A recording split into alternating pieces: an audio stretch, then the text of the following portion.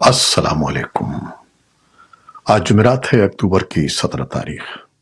پاکستان میں اس وقت شام کے 7، بھارت میں 7:30، اور یہاں ہمارے اسٹوڈیوز کی گھڑیوں میں صبح کے 10 بج چکے ہیں۔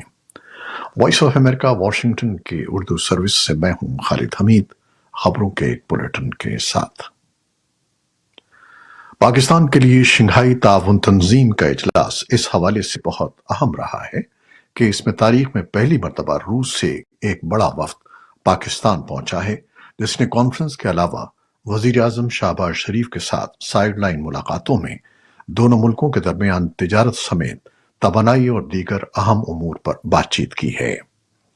اس کانفرنس کے لیے روس سے 100 سے زائد افراد پر مشتمل ایک وفد روسی وزیر اعظم میشوستین کی قیادت میں پاکستان پہنچا ہے۔ اسلام آباد میں روسی وزیر اعظم کی ملاقات پاکستانی وزیر اعظم اور army chief general Asim Munir سے ہوئی۔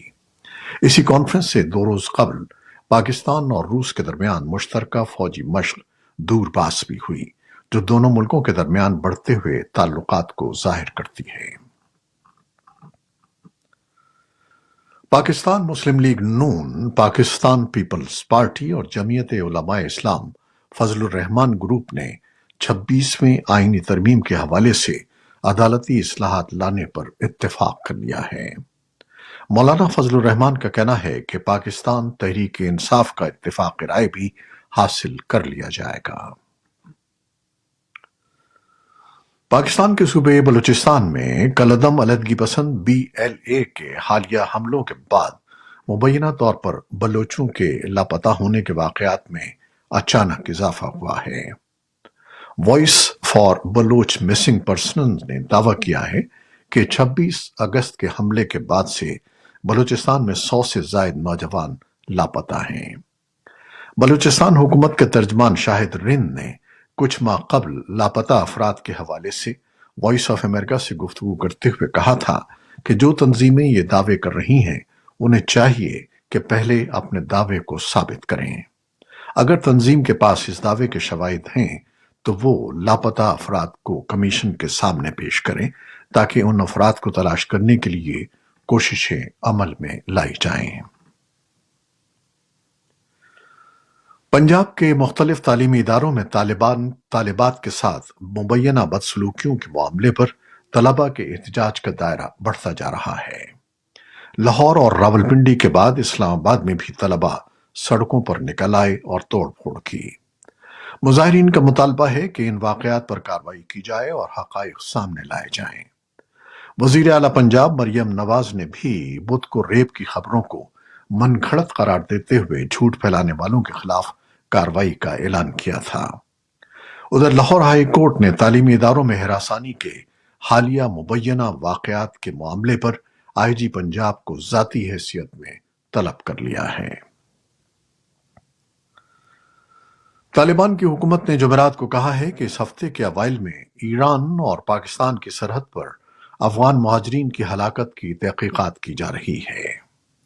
نائب ترجمان حمد اللہ فطرت نے کہا کہ طالبان نے واقعے کی تحقیقات کے لیے 3 سیکیورٹی اداروں کا ایک وفد مقرر کیا ہے جو طالبان کے وزیر اعظم کے دفتر کو رپورٹ دے گا اور اس رپورٹ کی روشنی میں کوئی فیصلہ کیا جائے گا۔ اقوام متحدہ اور جنیوا میں افغانستان مشنز کے نمائندوں ناصر احمد فائق اور ناصر احمد اندیشہ اور کئی دیگر افغان سیاستدانوں نے واقعے کی مذمت کی ہے۔ زلمے خلیل زاد نے بھی اس واقعے پر رد عمل ظاہر کرتے ہوئے کہا ہے کہ پرتشدد واقعے کی اطلاعات ہیں، لیکن کوئی بھی فیصلہ کرنے سے پہلے ہمیں مستند تحقیقات کے نتائج کا انتظار کرنا چاہیے۔ کینیڈا کے وزیر اعظم جسٹن ٹروڈو نے کہا ہے کہ بھارت نے یہ سوچ کر انتہائی خوفناک غلطی کی ہے کہ وہ کینیڈا میں اسی جارحانہ انداز میں مداخلت کر سکتا ہے جس طرح اس نے کینیڈا کی خود مختاری کی خلاف ورزی کر کے کی تھی۔ خبر رساں ادارے رائٹرز کے مطابق کینیڈین وزیر اعظم کا بیان ایک ایسے موقع پر سامنے آیا ہے جب 2 دن قبل ہی کینیڈا نے بھارت کے 6 سفارتکاروں کو ملک بدری کا حکم دیا تھا۔ بھارت نے کینیڈا میں کسی بھی قسم کی مداخلت کی تردید کی ہے۔ بھارتی وزیر خارجہ کے رات گئے جاری کیے گئے ایک بیان میں کہا گیا ہے کہ کینیڈا نے بھارت اور اس کے سفارتکاروں پر عائد کیے گئے سنگین الزامات کے کسی بھی قسم کے ثبوت فراہم نہیں کیے، جبکہ نئی دہلی مسلسل اس کا تقاضا کر رہا ہے۔ بنگلہ دیش کے خصوصی ٹرائیبیونل نے ملک کے سابق وزیر اعظم شیخ حسینہ کی گرفتاری کے وارنٹ جاری کر دیے ہیں۔ جمعرات کو جاری کیے گئے وارنٹ میں شیخ حسینہ کے ہمراہ ان کے قریبی دیگر 45 افراد بھی نامزد ہیں۔ نوبیل انعام یافتہ محمد یونس کی سربراہی میں بنگلہ دیش کی عبوری حکومت نے یقین دہانی کرائی تھی کہ شیخ حسینہ اور ان کے دیگر اتحادیوں کے خلاف قانونی کارروائی کی جائے گی۔ اس کے ساتھ ساتھ اقوام متحدہ سے تحقیقات میں مدد لینے کا بھی وعدہ کیا گیا ہے۔ شیخ حسینہ بھی احتجاج کے دوران ہونے والی اموات پر تحقیقات کا مطالبہ کر چکی ہیں۔ امریکہ کے صدر جو بائیڈن جمعرات کو برلن کے دورے پر روانہ ہو رہے ہیں، جہاں وہ جرمنی، فرانس اور برطانیہ کے رہنماؤں کے ساتھ یوکرین پر روس کے حملے کے بارے میں بات کریں گے۔ رہنماؤں کے درمیان ہونے والی بات چیت میں مشرق وسطیٰ میں تیزی سے پھیلتا ہوا تنازعہ بھی ایجنڈے میں سر فہرست ہونے کی توقع ہے۔ بائیڈن کا گزشتہ ہفتے جرمنی کا دورہ طے تھا، جس میں انہوں نے امریکی ریمسٹین ایئر بیس پر یوکرین کے فوجی حامیوں کے ایک اجلاس میں شرکت کرنا تھی، لیکن سمندری طوفان ملٹن کی آمد کے باعث یہ سفر منسوخ کر دیا گیا۔ غزہ میں طبی حکام نے جمعرات کو کہا کہ اسرائیل کے غزہ پر بمباری میں مزید 11 فلسطینیوں کی موت ہوئی ہے۔ اسرائیل نے اپنی فوج کو ٹینک شمالی غزہ میں جبالیہ بھیج دیے ہیں۔ اسرائیل نے اپنی فوج کو ٹینک شمالی غزہ میں جبالیہ بھیج دیے ہیں۔ اس علاقے میں مقامی افراد کے ساتھ ساتھ اقوام متحدہ کی جانب خوراک کی کمی کے حوالے سے انتباہ جاری کیا جا چکا ہے۔ اسرائیل نے کہا ہے کہ اس نے بدھ کو غزہ میں 50 ٹرک امداد لے جانے کی اجازت دی ہے۔ قبل ازیں امریکہ نے اسرائیل کو متنبہ کیا تھا کہ وہ غزہ میں زیادہ امداد جانے کی اجازت دے، ورنہ وہ امریکہ سے فراہم کیے جانے والے ہتھیاروں سے محروم ہو سکتا ہے۔ اسرائیل کے لبنان کے مختلف علاقوں پر فضائی حملے جاری ہیں۔ گزشتہ 24 گھنٹوں میں کیے گئے حملوں کے دوران 27 افراد جاں بحق ہو گئے ہیں۔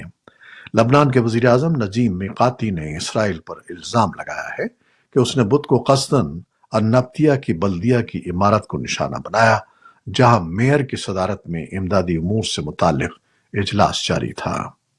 دوسری جانب اسرائیل کی جانب سے مسلسل دعویٰ کیا جا رہا ہے کہ وہ حزب اللہ کے جنگجوؤں کو نشانہ بنا رہا ہے۔ امریکی فوج نے یمن میں حوثی باغیوں کے گولہ بارود کے ذخیرے پر بمباری کے لیے B-2 بمبار طیاروں کا استعمال کیا ہے۔ اسرائیل نے لبنان میں حزب اللہ کے مبینہ ٹھکانوں اور شام میں ایک فوجی چوکی کو نشانہ بنایا ہے۔